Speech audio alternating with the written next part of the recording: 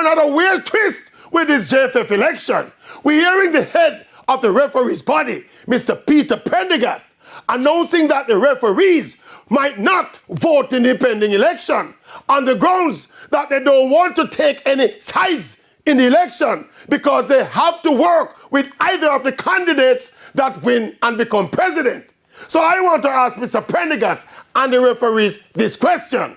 The coaches, ISA, the clubs, and all the other affiliates who are going to vote, all these bodies and these individuals making up these bodies, they know if it work with either of the candidates that win.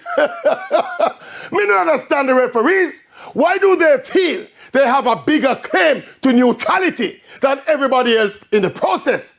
The referees are important stakeholders in football like everybody else, and we're given a say in deciding which candidate or which slate would offer the best leadership for the football going forward.